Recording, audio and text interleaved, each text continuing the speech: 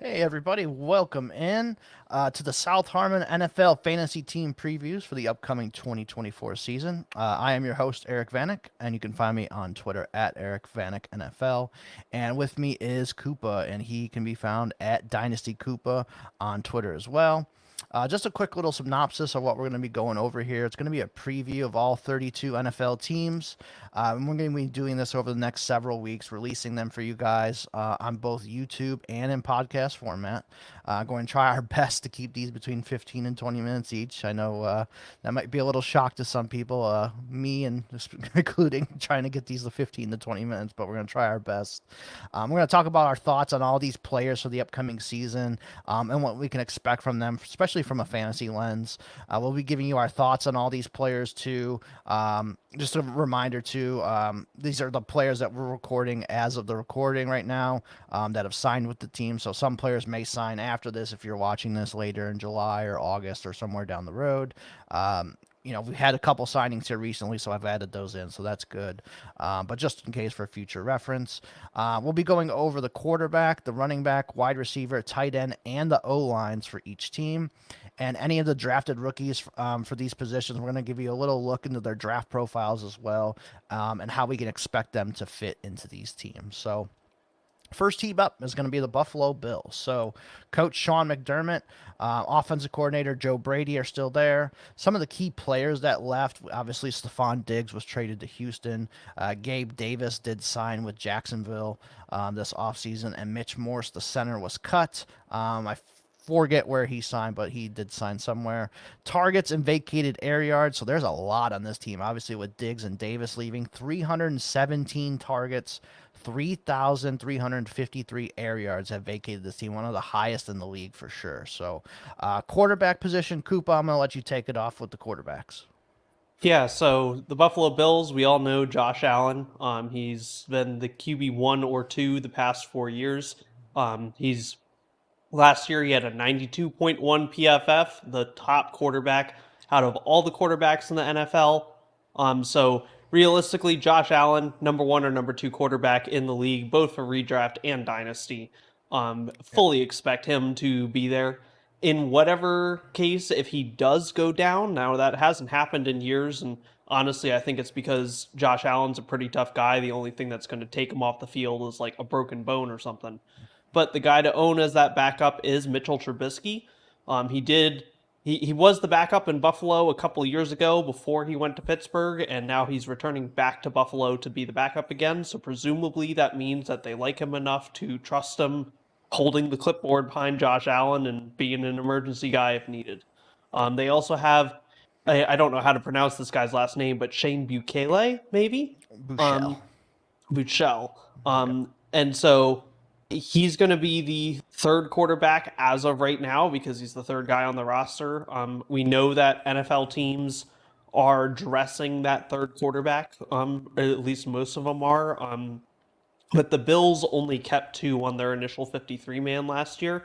So he might end up being that practice squad guy that will get called up to be that third quarterback dressed for the game. Yep. Yeah, I mean, obviously with Josh Allen, you're getting one of the top dynasty quarterbacks in the game. Trubisky, like you said, coming back from Pittsburgh this offseason to be their backup. Bouchel, he was with Kansas City, I believe it was last year. I think he ended up getting cut at the final cut downs and came over to Buffalo. Buffalo picked him up. And like you said, they only kept two quarterbacks on the initial 53-man roster last year. I think they're going to do the same this year coming up as well. Bouchel is probably going to go down to the practice squad unless somebody does pick him up, kind of like Buffalo did last year. On to the running backs now. So obviously the starter is James Cook. He had a PFF grade last year of 71.7, which was 30th out of the 59 qualified running backs. He had a 53 receiving grade, which was 44 out of 56, which was kind of surprising to me because a lot of people thought, hey, James Cook going to be this really good pass catcher in the NFL. A grade of only 44 out of 56 kind of leaves me hoping for more there. Ray Davis, obviously, they drafted there in the fourth round. Ty Johnson, Darrellton Evans, and also Frank Gore Jr., the undrafted free agent, obviously the son of Frank Gore, is there as well. They only kept three on their initial 53-man roster last year and a fullback, so that was four total. And I'm kind of thinking it's going to be the same this year. I think James Cook and Ray Davis are going to be locks. And I think they like Ty Johnson. They used him quite a bit last year when it was just Cook, Ty Johnson, and Latavius Murray. Ty Johnson did get some run there at the end. Darrington Evans has bounced around from teams, so I'm not holding on to him on any of my teams. Frank Gore Jr., I could see him probably ending up on the practice squad for them. What do you think about the running backs there, Koopa? Yeah, I kind of see a similar thing. James Cook is obviously going to at least be like a 1A type. Yeah. I don't necessarily see him taking all of the snaps, but then Ray Davis is probably the guy this year to come in and spell James Cook. Yeah. The question is going to be just how much of a spell is that going to be? Is that going to increase as the year goes on? And we know that Josh Allen steals a lot of those goal line touchdowns, and that's kind of where Ray Davis would kind of excel the most as well. So it might be even harder for James Cook to get himself those 6 point spikes on a week without it being like a major play. Mhm. So that's a little harder. The other thing about Ty Johnson as well was he was a big contributor on special teams. Yeah. And so that helped him be that third running back week after week. Sometimes he was on the kick return team, other times he was just on coverage. So there's definitely it. I would expect Ty Johnson to be that third running back again, unless he gets beat out for one of those roles. So Yeah. Darrington Evans and Frank Gore Jr. they might end up on the practice squad just to be guys there in case we all know running backs get hurt a lot, and so they could be guys that get called up for injuries here and there. Yeah, absolutely. And then kind of highlight some more about Ray Davis. So these are a lot of takeaways from Dane Brugler. If you're not familiar with him, theathletic.com. Go check out Dane Brugler's work. He's their head NFL draft guy. Puts out the Beast every year with 400 plus prospects, full profiles, and over 1,000 prospects total in the whole guide. So definitely recommend checking that out. But here's some of the highlights he had on Ray Davis. Overall, Davis has racked up a lot of miles and lacks explosive long speed, but his vision, cutting skills, and competitive toughness are translatable traits. Although he doesn't offer up much on special teams, he can be a productive rotational back for an NFL offense.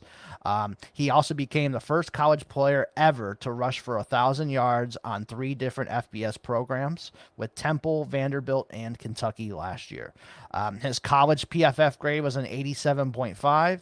He had 197 carries, 1,131 rushing yards, 14 touchdowns, 32 catches on 39 targets, and 324 yards as well.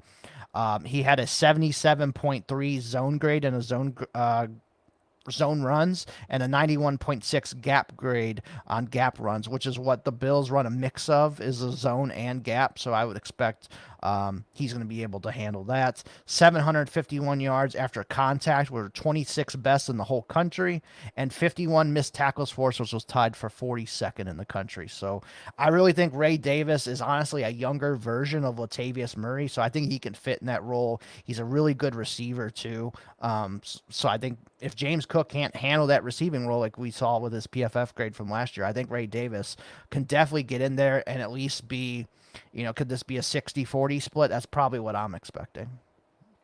Yeah, I would expect something like that. Currently in fantasy projections for the coming year, you have James Cook as the running back 16 and Ray Davis as the 61. But I think that's mostly off of hey, we haven't seen Ray Davis yet. Right. I think if Ray Davis ends up being closer to that 40%, he could be easily a running back 40 or something like that. A guy that you might consider putting into your flex spot, depending on how deep your starting lineups are, how deep, especially if you're like doing a weaker running back strategy, you have a lot more of your fantasy team invested into the wide receivers. He could be somebody that comes in, fills a spot for a week, and you'd be totally okay with his output. That's assuming he gets that 40%, and I could see that growing as the year goes on. We see that a lot with these rookie running backs. The first half of the season they don't get as much. They're kind of in there. They might get like 5 to 10 rushes, but as the season goes on, okay, they might be starting to hit that 10 number more consistently, getting a couple passes out of the backfield, things like that. So look out for Ray Davis to be one of those guys that starts to reach that towards the end of the season, and that potentially hampers James Cook. Yeah, and absolutely. Ray Davis has been a guy I've been hammering in my rookie drafts in the 3rd round every single time that he's been there. So if you're still doing some rookie drafts, 3rd round, Ray Davis, just press the button every single time. Moving on to the wide receivers here. So obviously Keon Coleman is going to be the main starting guy that they drafted there at the top of the 2nd round. Khalil Shakir is there. He was 29th out of 128 on his PFF grade, which was a 76.7. Really good season from Khalil Shakir. Curtis Samuel, he had a grade of 69.7, 53 of 128 on the PFF grade. Chase Claypool, who they just signed, Mac Hollins, Justin Shorter, Quintez Cephas, Andy Isabella, KJ Hamler, Tyrell Shavers, a 2023 UDFA, Brian Thompson, another 2023 UDFA, and they brought in 2 UDFAs for 2024 as well, Xavier Johnson from Ohio State and Lawrence Keys III as well. They only kept 5 receivers on their initial 53-man roster last year, so if we kind of look at that, I'm thinking it's probably going to be Coleman, Shakir, Samuel, Chase Claypool, and Mac Hollins. I could see them keeping Justin Shorter possibly as well on the practice squad, but I think a lot of these other guys that we've seen in the NFL, Cephas, Isabella, Hamler, they have a tough road to make this team. What do you think about the wide receivers here, Koopa? I agree with that. On a lot of the guys at the end of that list that you read off there are more like camp bodies. They're essentially dart throws because you look at the big story with the Bills for this coming year is essentially missing Stephon Diggs and Gabe Davis. Those were their 2 top receivers last year. They need to replace them with other guys, and so they got Keon Coleman in the draft and they signed Curtis Samuel. But neither of those guys are of the Stephon Diggs level.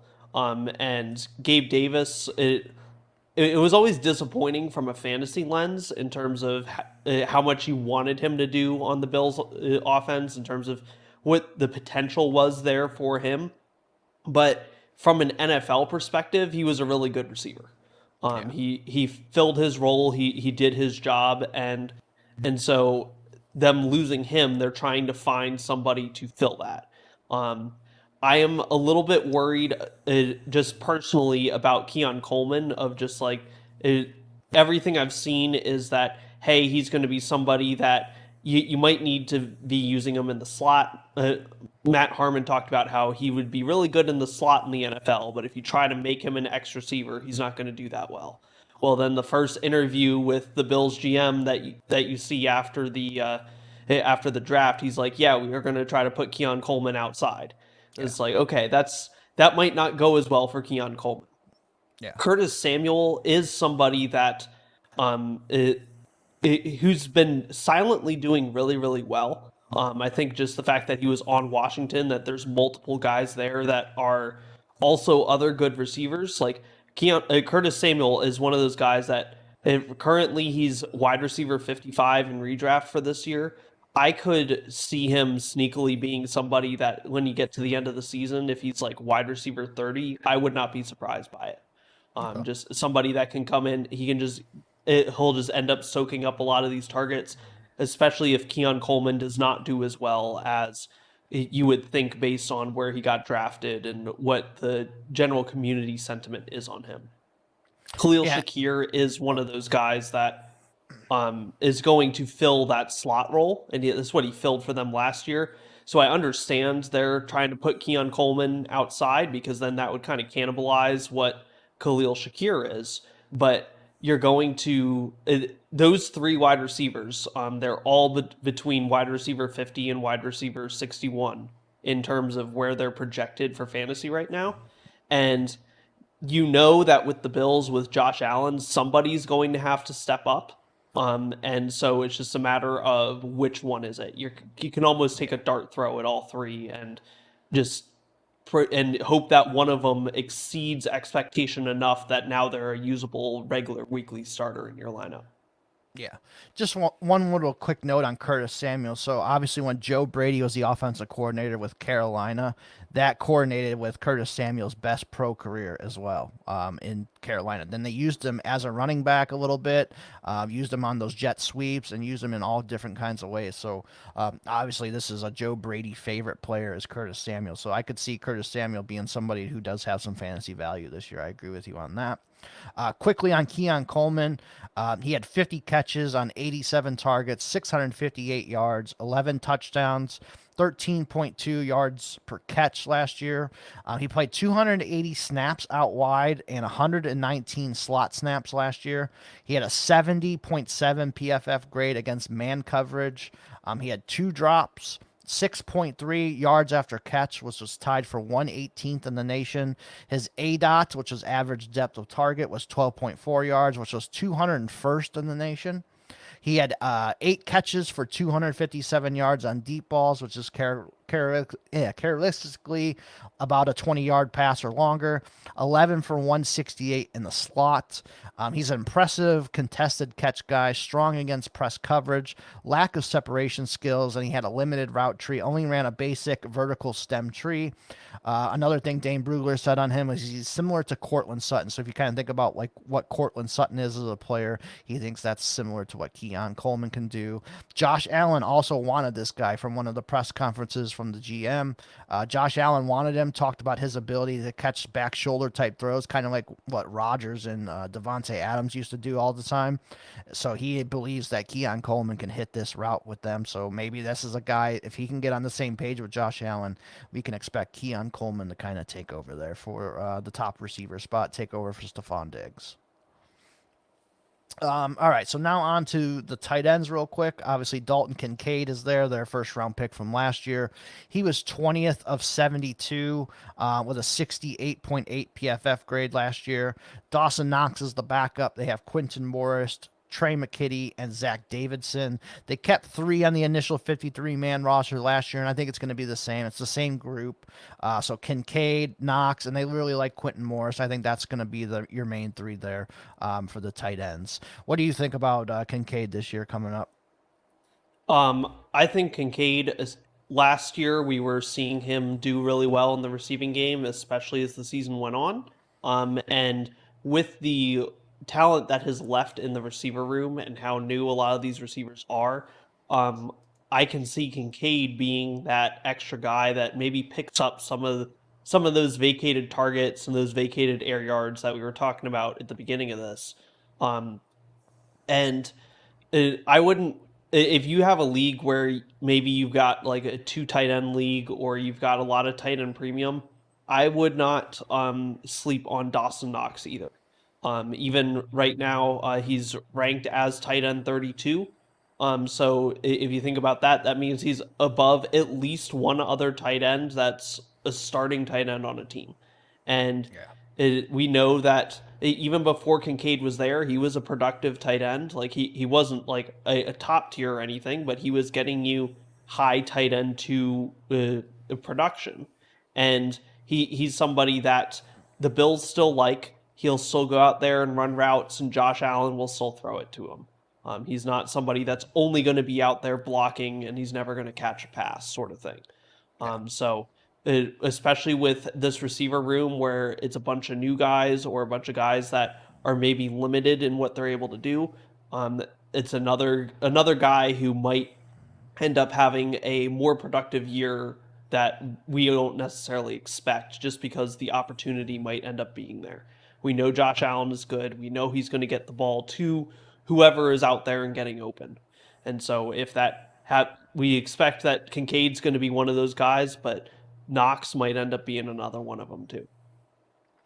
Yeah, I agree. I really like Kincaid this year. I think, especially for like a redraft, like it might take a while for Keon Coleman and these other receivers to really get going. Like Kincaid's a familiar target. He's played with them all last year. I think Kincaid could have a monster fantasy season, kind of like Trey McBride did last year, where he was just like an auto start every single week.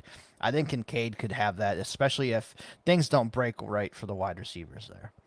Onto the offensive line. So they were rated 6th last year on the offensive line. All of Buffalo's 5 starters played in all 17 games last year, which heavily contributed to the offensive line's improvement over the course of the regular season. All 5 Bills starters played more than 1,120 snaps, and the Bills' offensive line only surrendered 12 sacks all season, which was the fewest in the NFL. They bring back their best player, Deion Dawkins, the left tackle. Dawkins allowed just 1 sack all of last season. His previous career low was 3 during his rookie season. So hell of a year there for the Bills' offensive line. So a couple changes here this year to the offensive line. Obviously, left tackle Deion Dawkins is still there. He was 22nd of 81 on his PFF grade, 74.9. Even though I just talked glowingly about him, he only gave up 1 sack all season. His PFF grade was still 22 of 81, so it wasn't like he was like a top 5 or something like that. And their backup right now is Ryan Vandemark, 2022 signed free agent that they had brought in. Their left guard is David Andrews, a 5th-round pick from 2019. Really good run blocking PFF grade, which is 85.9, which was 4th out of 79 for all guards. Their backup is going to be Alec Anderson, 2022 UDFA. The center is Connor McGovern, who they brought in as a free agent signing, gave him $9.9 million guaranteed. He was a guard with Dallas last year, but he's going to come in and play center here for Buffalo. He had a 55.4 PFF grade at guard, 73.9 pass grade, but his run grade was only a 44.5. Backup Cedric Van Pran Granger, the 2024 5th-round pick from Georgia that they really liked. Some talk about him. Brugler really liked him. Has NFL play strength, especially in the run game, and his coaches rave about his leadership and smarts, but he might struggle when caught in any situation that calls for him to play in space. He's equipped to compete for immediate starting reps in the right situation. So I think he's going to kind of back up this year, especially with them giving $9.9 million guaranteed to McGovern, but we'll see what happens there. Right guard Cyrus O'Torrance, a 2022 or 2023 2nd-round pick, PFF grade last year of 54.9, which was 54th of 79 guards. So not a great year for Cyrus O'Torrance. Really big guy. He's like 330. He's like a monster.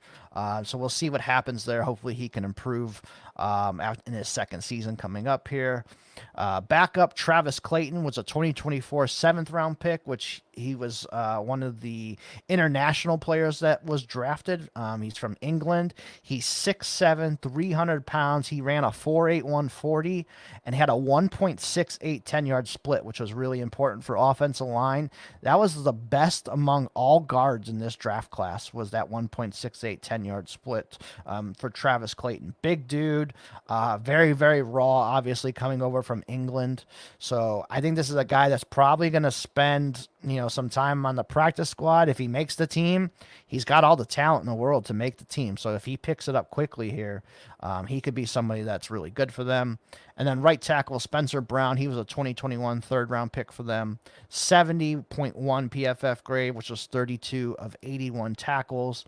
And the backup they signed was Lyle Collins, a former Cowboys draft pick. He's 31 years old right now. He did not play last year due to a serious injury he suffered with the Bengals. He only got $1.5 million fully guaranteed for this coming season. So just kind of kick the tires on him, give them some good depth. He has played multiple positions in the NFL, so we'll see what he can do there. And then Koopa, your specialty, man, the kick returns and punt returns. I'll let you go with them. Yeah, so last year the kick returners, they were mostly Khalil Shakir and Ty Johnson. So they kind of split here and there. It was more or less when Ty Johnson was on the active roster, he was the kick returner, and then when he wasn't, Khalil Shakir was. So I would kind of expect that to continue to be the thing for the coming year. Now, the punt returner was Khalil Shakir for all of last year. However, in the draft, they also got Daquan Hardy, a cornerback out of Penn State. He was Penn State's punt returner, and he's, I think, the only guy in Penn State history to have 2 punt returns for a touchdown in the same game. He was a really good punt returner for them. I would not be surprised that if Khalil Shakir ends up being one of the receivers that is playing a lot more snaps, that they end up giving the punt return duties to someone else, and Daquan Hardy might be the guy that would take that over. So that's something to watch out for, is what does that wide receiver room look like? That might affect who these kick returners and punt returners are for the Bills this year. Yeah, absolutely. So that is going to be it for our Buffalo team preview. Hopefully you guys enjoy this, and we will be back here shortly with the Miami Dolphins.